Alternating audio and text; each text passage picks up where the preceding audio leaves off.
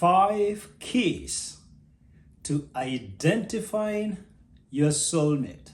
Hey, single guys, you are better alone than with the wrong person.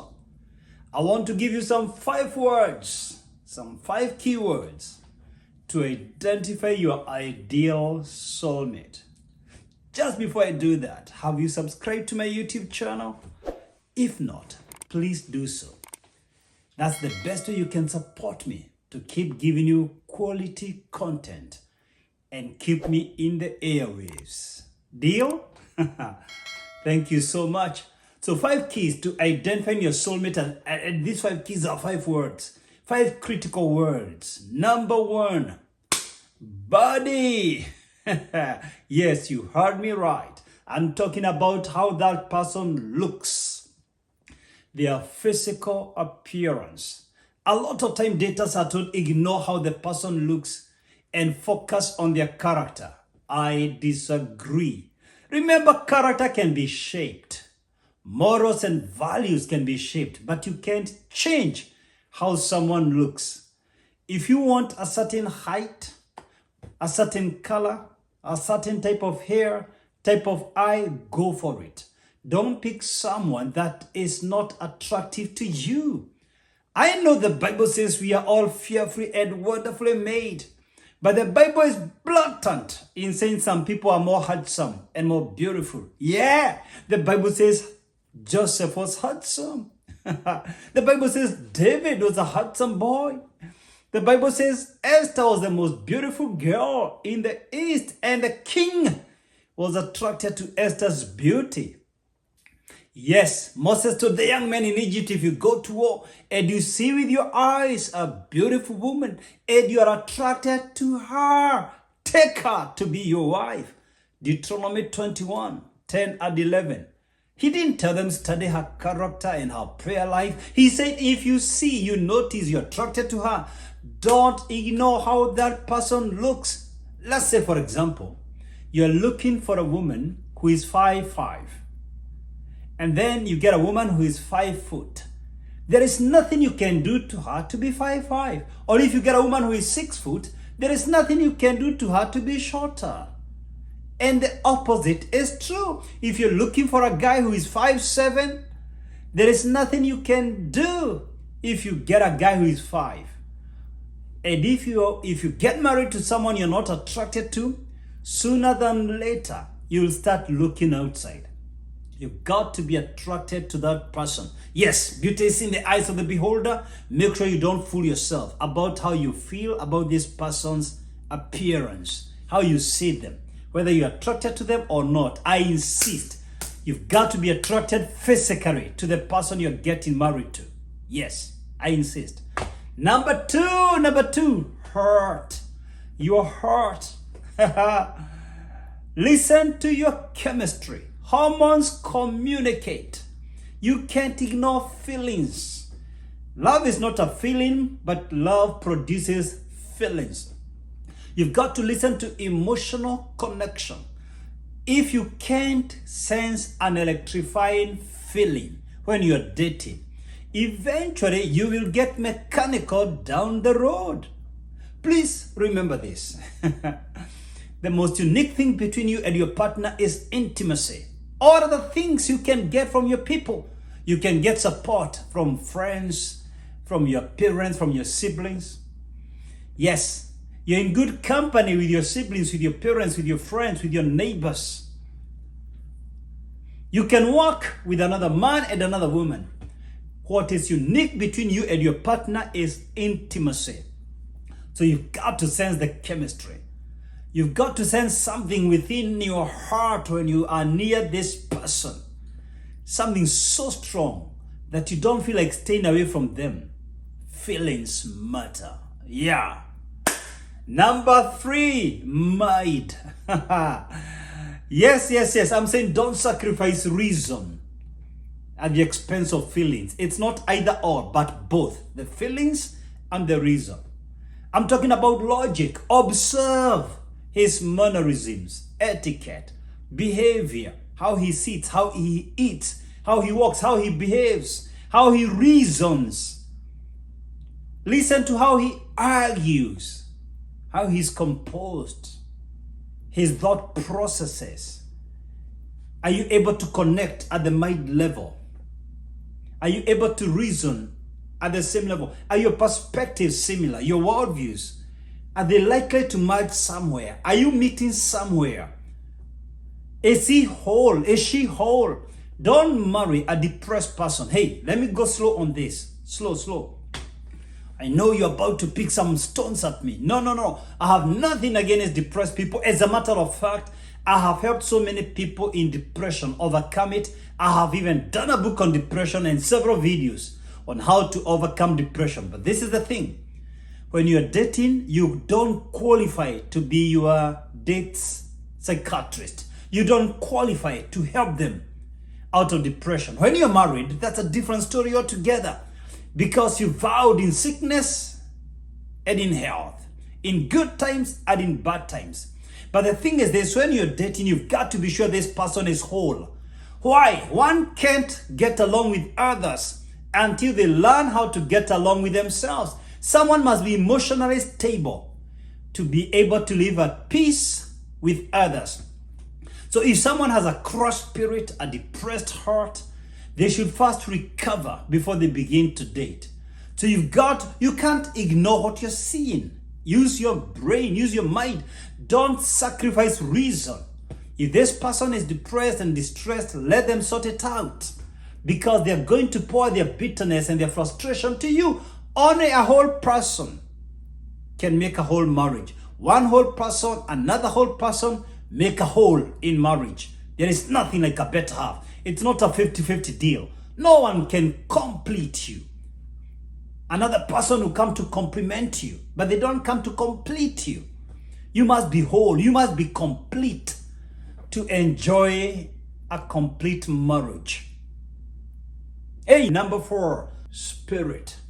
Your spirit communicates to the other person's spirit. You're not a mind, you're not a heart, you're not a body.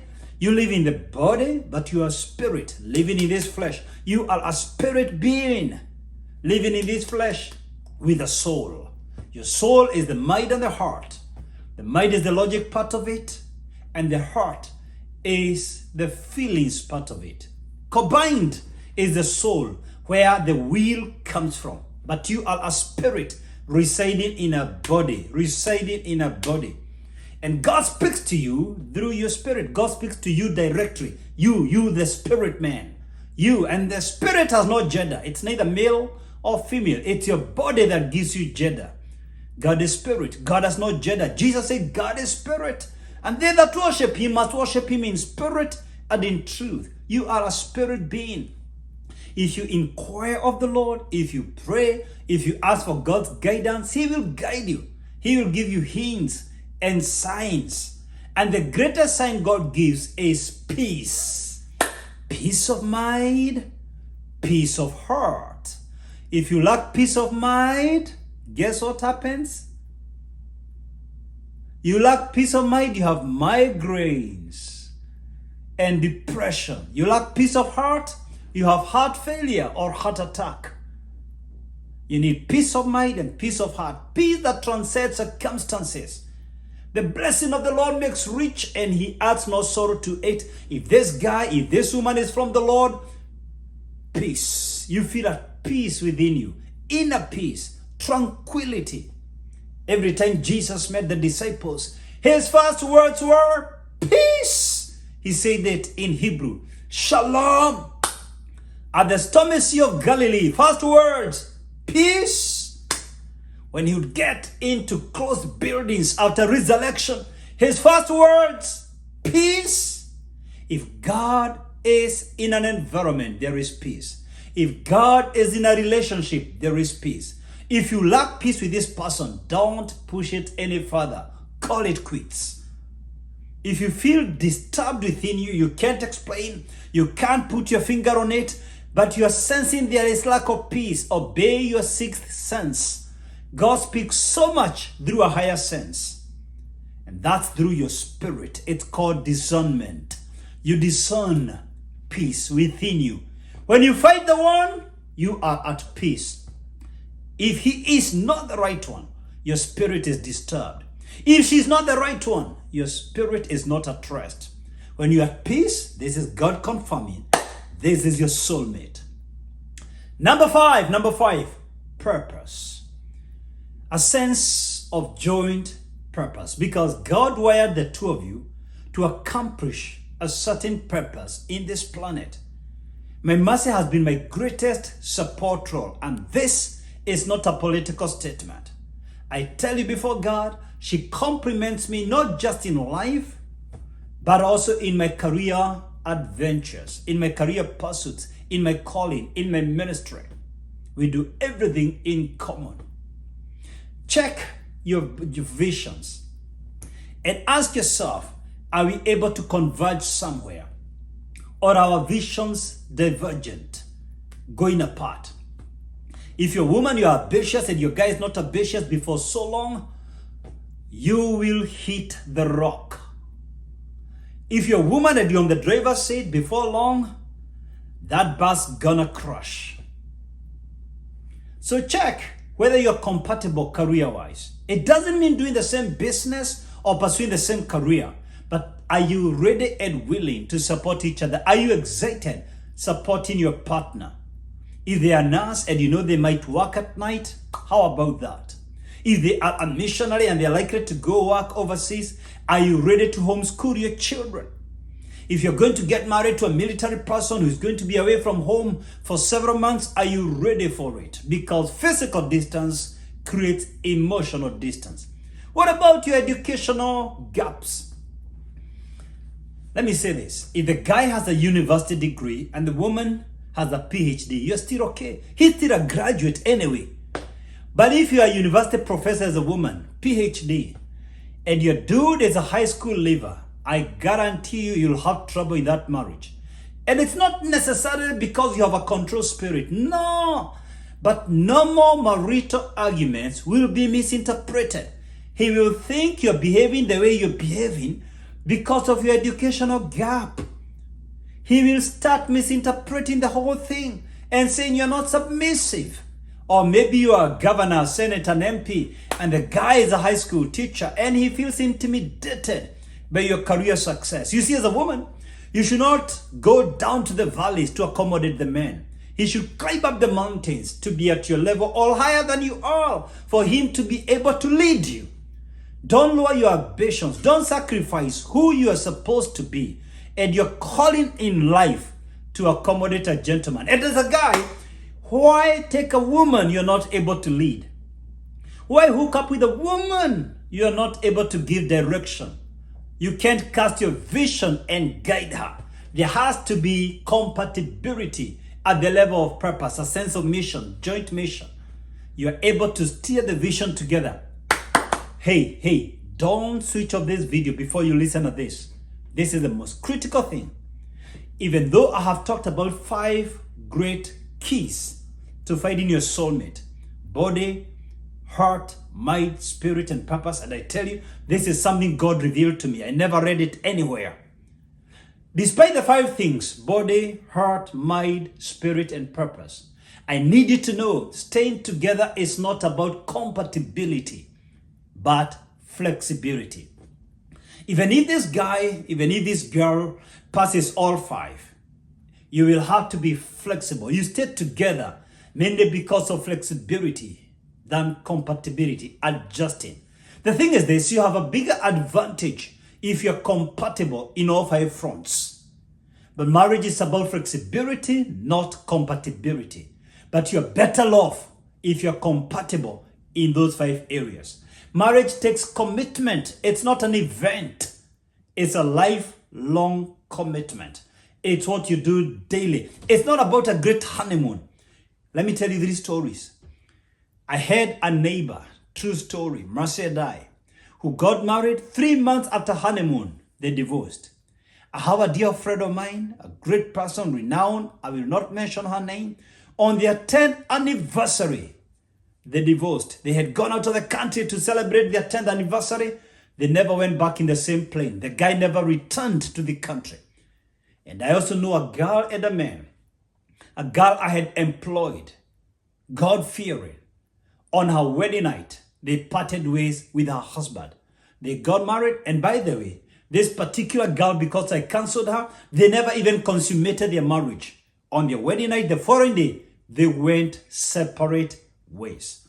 Marriage is not about a great honeymoon, a great wedding, great events to post on social media. It's about the daily acts of respect and love and courtesy and flexibility and good attitude on a day-to-day basis, involving God on a day-to-day basis, being able to say sorry, please, excuse me, thank you for the smallest acts, being able to compliment one another, telling each other you're beautiful, you're handsome, you're looking good, I love your shoe.